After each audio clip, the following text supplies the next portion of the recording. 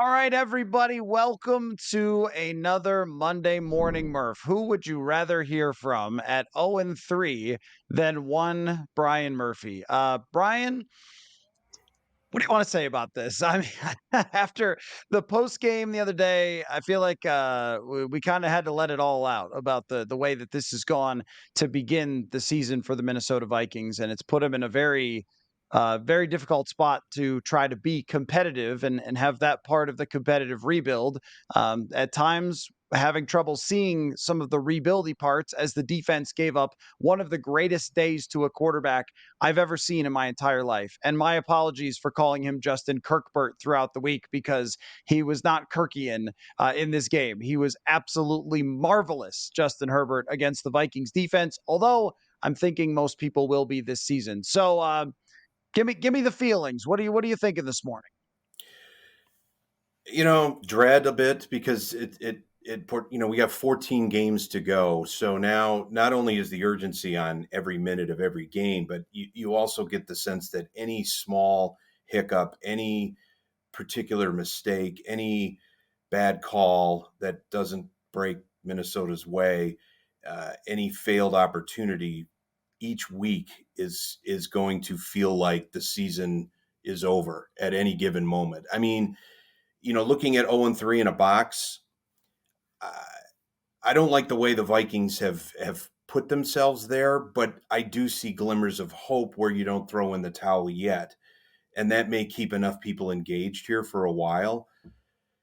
I I'm surprised they're 0 and 3. I really am. I didn't see them falling into a hole this deep. I guess maybe we should have, and maybe I was lulled into thinking that uh, the way they kind of stumbled into that Giants playoff game last year, the way they performed against the Giants at home, really exposed a lot more than I think we had were able to see throughout 2022 because of so many things that broke their way and so many huge moments and huge plays that went their way. If that play at the goal line with Hawkinson and Cousins happens 9 months ago or 10 months ago, you almost know that even if it's deflected, it's going to wind up in the hands of a Vikings receiver in the end zone as opposed to a Chargers defender. So I think the last handful of dirt from 2022, that grave has been tossed on that grave. Do not go back to if they have the ball with 2 minutes left, they can make something happen. They have not proven themselves capable of doing that, and they put themselves in such difficult positions throughout these three games that, again, minor or hiccups that Cousins can't hear the play call coming in after picking up a huge first down. I mean, to actually almost feel like the home team cost them a game because they were too loud during an exciting play is really emblematic of a team that's really struggling to find its way. You know what's weird about this is that normally, if you told me they lost 3 games in a row, I would probably say, "Oh, well, they must have run into 3 really good defenses, and Kirk Cousins must have struggled, and so forth." But that hasn't been the case. I mean, you get 3 pretty good performances from your quarterback. You fumble away 2, you allow Philadelphia to steamroll you in 2 of them, and then this happens. And of course, you could look at it the opposite way of last year and say, well, this is just bad luck and this will eventually turn around, the same way that halfway through the season, the spigot turned off for the Vikings as well. Really, after the Buffalo game, they were not a super lucky team after that. And I mean, coming back against the Colts is the random thing that happened. But for the most part, I mean, they kind of won the games they were supposed to win and lost the games they should have lost down the stretch after that insane Buffalo game. So you would say that if you keep playing like this offensively, putting up 475 yards, you are likely to win football games. The problem is Kansas City and San Francisco do not care about the randomness. They are too strong to care about the randomness. And things going the opposite way also does not paint over all the reasons that you got here, which has to do with the defense's ineptitude, the blitz is not getting home, Keenan Allen having one of the greatest days I've ever seen in my life. Think about all the receivers I've seen, Murph, and Keenan Allen may have had the best day that I've seen for a wide receiver. Holy cow, 18 catches. I mean, these are things that even if games are played evenly down the stretch, that I don't know how you win if you're giving the opposing quarterback that much time to throw, if your secondary isn't slowing them down, if you're, short on the offensive line. I guess we'll see if Dalton Reisner helps them. But I mean, I just feel like we could say, oh, well, they'll win this, they'll win that, or whatever game. But what if you actually don't play well on offense for a game? What if you don't actually pass the ball well for a game? They've passed the ball well and they've lost three. So I think that this is a mountain that's too tall to climb, even though I think that we will see moments where they have upswings and they do win games this year. Yeah, I think they're positioned to win some more games. It's what you look at though is we came into this season thinking if they could somehow drag that anchor of a defense up from 30th or 31st to 15, 16, 17, middle of the pack. Uh, they had the offensive weapons, they had the production, they had the faith in Cousins, they have obviously Jefferson turning himself into an all-world receiver right before our eyes. They have TJ Hawkinson, they gave a boatload of money to. They have, they have enough diversity, and they have Cousins now probably at, the peak of his powers, whatever that means, at least the peak of his production. But you have a situation where not only are you getting gashed by the running attack, but now you've exposed yourself against a top level quarterback and a top level receiver as being unable to shut that down when you are being steamrolled. There were no adjustments made in game that helped any situation yesterday. And then the Brian Flores trademark, which is we're going to blitz, we're going to blitz off, and we're going to make life hell for opposing quarterbacks and offensive lines.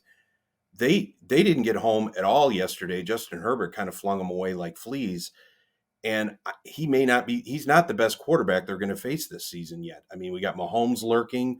I know it's a ways off, and Cincinnati's been struggling, but Burrows lurks out there as well. Uh, suddenly the Packers look like they are maybe not on the backslide that they thought they were. They hung on yesterday. The Lions took care of business as they were supposed to against Atlanta. And suddenly that momentary, blip last Monday morning when we talked, 0-2 doesn't feel as bad because the rest of the division is underachieving around them.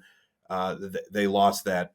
They lost that cushion yesterday. And what concerns me is that you have, again, these are systemic issues. These are things that we had dealt with in the offseason. These aren't going to change much personnel wise. I mean, Dalton Reisner was a shrewd pickup.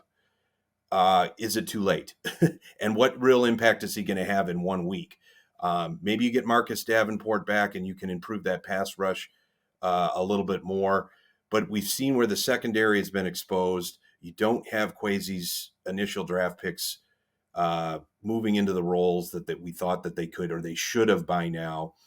And you've got corners that are really exposed right now. And there's a lot of holes. And when you have a lot of those holes and you can't make the perfect play at the perfect moment, this is what you're staring at. And that is a margin of error that is razor thin.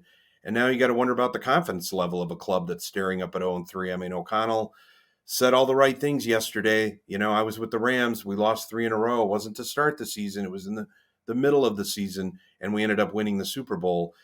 I would take that Rams roster in a heartbeat over this Vikings roster to overcome a 3-game losing streak right now. So he's saying the right things, but you're in a position now where you cannot afford any hiccup during a game, let alone during a week. And that's not a position you want to be fighting for 14 weeks to try to maintain relevance. Yeah, I mean, if the Vikings acquire Aaron Donald and Jalen Ramsey, then I think that'll be fine. Yeah, I mean, he's searching there, searching for something. Now, I want to go back to the end of the game because this was the main point of discussion. I want to make a point about this, that since covering the Kirk Cousins era, there are dozens of games where we're talking about after the game. Was Kirk clutch on the final drive? And this used to be no, and then it was yes last year, but there was games against like Tennessee and Dallas and Chicago in 2020 where they had the ball with a chance to go win and they didn't pull off the final drive. And then there's missed field goals that happen. There's, whatever. And there's always some sort of big discussion point after the game of this is the one thing that caused that loss. If only they had spiked the ball, they would have won the game, which is very possible. But when you have a horrendous defense that can't stop anything and a quarterback who is not named Patrick Mahomes, then what you end up with is exactly this. So I want to see if you agree with this, because this is kind of my theory, that when you have to play these games that are always one score and always close, then you're letting God take the wheel when it comes to this stuff, right? And so we can focus all we want on, well, he should have spiked it. I guess O'Connell doesn't know what he's doing and so forth. Now, I guess I would have spiked it as well. But it just feels like we've had so many of these. If only the kicker did this, if only the right guard hadn't done that, and so forth. But because since 2019, their defense has given up the fourth most points in football, they have been the worst defense, one of the worst defenses, and the other teams are like tanking, like Texans or whatever, have only been worse. That we're always going to end up having these discussions, and nothing that I've seen through these first couple of games have changed how I feel about their head coaching situation. I just think that this is exactly how it goes down when stuff like this happens. Do you agree with that? I do too to agree. And what you're going to see now is the how do you sell the competitive rebuild? How do you frame the competitive rebuild when you're at 0 and 3 and you know what the percentages are for teams that don't make the playoffs that are 0 and 3? So what I'm you have you they have put themselves in this box from a roster standpoint. They did not, they tweaked. They brought in the new coordinator. O'Connell gets his one mulligan by throwing his previous defensive coordinator overboard in after one season and bringing in the hot name that is supposed to who masters what you have been failing to do, which is get home to the quarterback and disrupt offenses and make quarterbacks feel uncomfortable and feel like they have to, not only perform miracles to throw for 400 yards, but they're going to get punished in doing so. Herbert did not have to deal with much punishment at all yesterday. In fact, it was so easy and it was so convenient the way he was hooking up with Allen that you wondered where, what kind of energy does that drain from a team overall to know that they are not in a position right now to shut down any elite team, let alone just a run of the mill offense right now. And you get the sense that there aren't solutions that are easily found within the existing roster. So how are you selling the competitive rebuild? You're going to put it all on the back of Kirk Cousins in the offense. You're going to put it all on the back of a team that grabbed so much out of the fire last year that maybe there are possibilities for those situations to bear fruit again. It's not going to happen. The first three games have showed us it's not going to happen. Look, there's no guarantee that if Cousins had spiked the ball inside the 5 or inside the 10 yesterday, that they would have had 3 shots and put it in the end zone. Conventional wisdom says yes, but I'm not sure that they were in a position or have been in a position this year where you can lean on that and say, well, that was a fait accompli. They were going to easily win that game because they just made the right decision in a pressure moment instead of making the wrong decision in a pressure moment. It's easy to use those, as I think you were saying, to lean on those one, but for this, if that, then the trajectory changes. It does, but the systemic issues are still there. This is not a team that's equipped uh, to shut down elite offensive players, and it's not a team offensively that can afford. We can get into the turnovers again, the unforced errors, and the momentum killing drives that really put you in a position where you have to be perfect at the end of games. By not taking care of business earlier in games, they're putting themselves in a position where they have to be perfect at the end of games, and they aren't perfect anymore. In fact, they're far from it. Has this changed how you feel about Kevin O'Connell as a head coach? I don't think it's changed because I'm not sure I had the complete picture yet. I mean, we had one snapshot of a season where everything broke right and he was able to say the right things. And again, when you're shifting coaches in a situation where you have an autocrat, say like Mike Zimmer, who burned every bridge and every doorway in that building on the way out, and you bring in a breath of fresh air, you're allowing O'Connell time to grow. You're allowing him time to patch together the wounds of the team and sort of the egos and really restructure things in his image. So I'm not willing to say O'Connell is in over his head. He's not. But now that he's faced at 0-3, I don't know how many more times he can go to the it's on me. There's hope because I've experienced this elsewhere.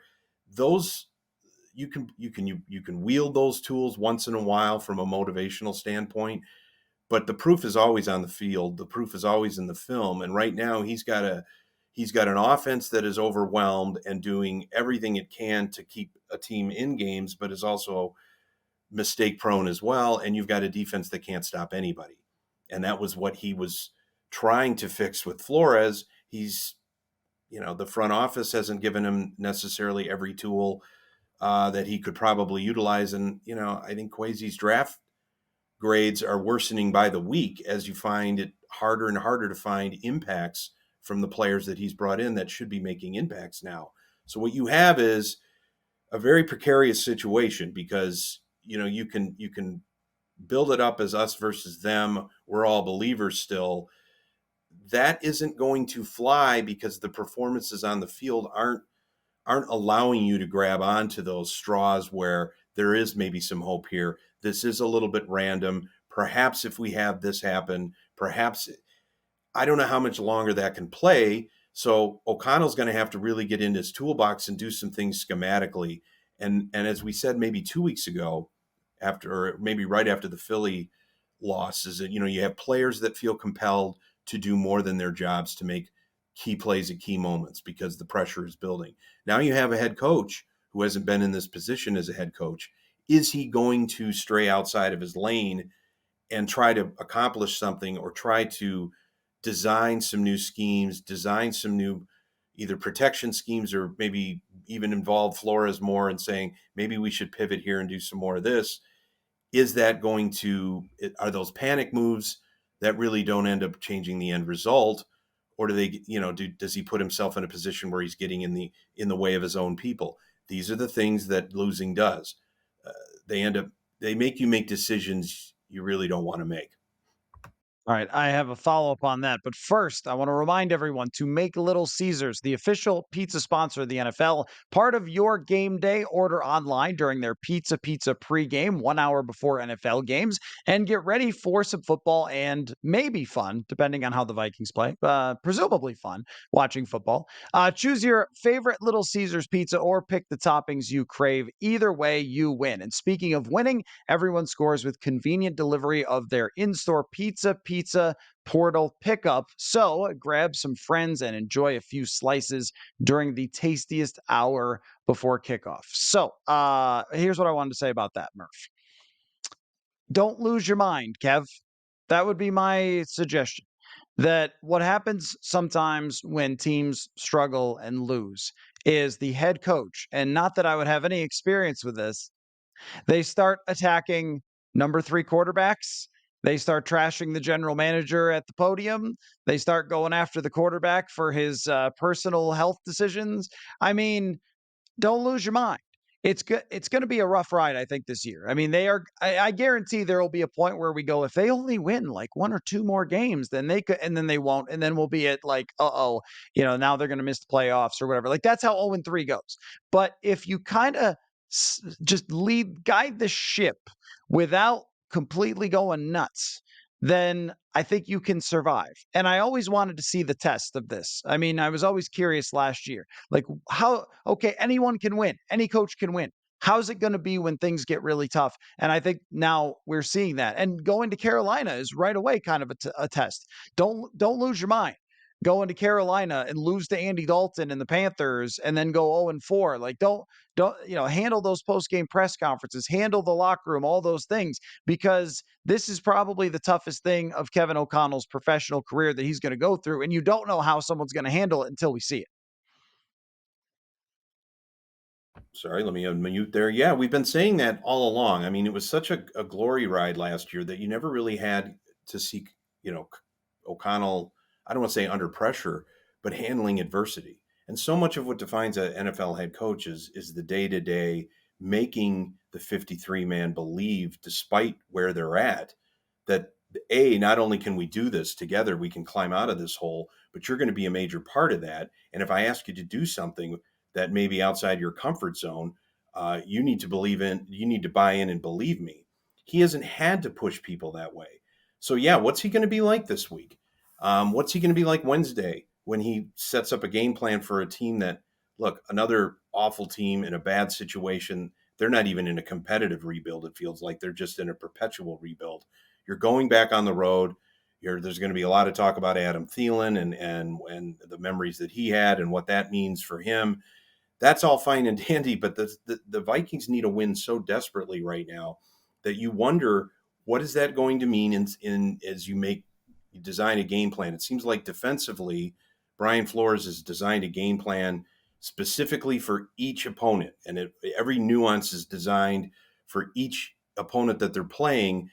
That's not necessarily a grand idea. Every team prepares for each opponent, but I'm still not sure what this Vikings defense is. I don't know if you are or not, or I don't know if there are any statistics out there that are showing this is exactly who they are. This is exactly who we thought they would be, and they're either failing to live up to expectations, or they're underperforming with a roster that we should have expected them to underperform with. I'm guessing it's a little bit of the latter right now, and that there was a sense that, well, Flores comes in and just sends everybody and puts pressure on quarterbacks, mistakes will be made and there'll be benefits to that. We haven't seen much of that yet, mainly because Philadelphia destroyed them because they took advantage of turnovers and they commanded the clock and just ran right up and down the field and got points where they needed.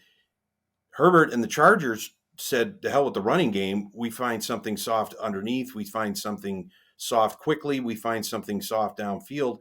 They exposed Minnesota yesterday for being in a situation where they brought pressure and then had no answer, and they did not have the one-on-one matchups and the corner matchups to stop the onslaught again against an all-world quarterback. They're not going to have an all-world quarterback to deal with at Carolina, but they've been exposed 3 times as being soft against the run and soft against the pass. So, what are you going to do adjustment wise to maybe take over instead of constantly reacting to what a team is doing? Are you going to set the tone? Are you going to dictate terms for how series are going? How is O'Connell going to lean on Flores to get that? Does he have, I'm sure he has the confidence to do it, but does he have the wherewithal to already call his second defensive coordinator on the rug? Yeah, and I think this is more of a roster issue than a Flores issue because when he was with Miami, his first year, 2019, they had the worst defense in football, and then the next year they were in the top 10. What did they do in between? Oh yeah, they got a bunch of good players. I mean, that was really. I think it's hard to be in a Brian Flores defense without a lot of dudes. I think that actually Ed Donatell's system might have fit better for a lot of bad players, where you're trying to keep things in front of you as opposed to being aggressive. But I mean, there's no real answer when you can't get after the quarterback with anyone but Danielle Hunter. I think that's really the issue here. And you could send all the people you want, but if they get blocked up, there's not a whole lot that can happen. So, last quick question, Murph. You think they turn it around? You think something happens here? You think it's I mean, look, the Vikings are unpredictable forever. So is it an outlier 0-3 to the playoffs or what? I think they may turn it around in the short term. I don't know about the long term right now. I'm not willing to even look that far down the road. I think, they'll be able to win Sunday because Carolina is such a feeble opponent. But all that does is get you to 1-2 to welcome Patrick Mahomes and the Chiefs into US Bank Stadium. That's going to be, to me, the biggest test, because you're also you're resetting expectations. If you do manage to put a tourniquet on this, you are giving people hope. You are at least providing a blueprint that we're not going to lay down and completely go into tank mode. But you got the Chiefs and the 49ers in October coming in at home. I think that's going to define whether this season is lost or whether this season is going to bring you to early January with hope. Because right now, things are getting set in place. You get the sense that O'Connell is ready to start pulling some levers. And what's he going to be like after he pulls these levers? I don't know. We don't know that yet. This obviously is a must-win game, but I'm not willing to write off their playoff hopes completely. But I need to see. I mean, if they can get through even just hang around 500 through October, we're talking 4 or 5 more games. That's what I'm going to need to see, because not only are they keeping themselves relevant, but they are, as even O'Connell said, you're going to have to stack these wins one by one. There's no way you're going to be able to take chunks of the schedule and say this is beneficial. This, if we can turn this corner by this date, it's going to be a week to week slog. I don't know if they're built for that right now. All I know is they're built for a team that can outscore you in the right and perfect circumstances. And that doesn't even seem to be the case at home right now. I mean, they've lost two winnable home games, which I think is as disturbing as their 0-3 record, because I don't think anybody gave them much of a chance to win in Philadelphia at all. But to have lost to Tampa and to have lost to a vulnerable Chargers team at home, that has put you in a position now where you are forced to, the Mahomes and San Francisco matchups don't even look that good, because the home field advantage right now is not a factor. So I'm not writing them off at 0-3. I want to see the next 3 to 5 games, whether they can make themselves relevant and how they look doing it, how they sound and feel confidence wise, before I'm willing to say, yeah, a 9-8 season is what the best you can hope for. It's pretty clear they're going to have to upset somebody within the next few weeks to keep this alive. So, Brian Murphy, people can see your stuff. PurpleInsider.com. Check out your written work. And of course, every Monday here at the Monday Morning Murph Show. Always great to get together with you, Brian. And we will talk again after whatever happens next week. I'm sure it'll be just regular, normal football. Nothing strange. So, we'll talk to you then. Always a pleasure. Thank you, sir.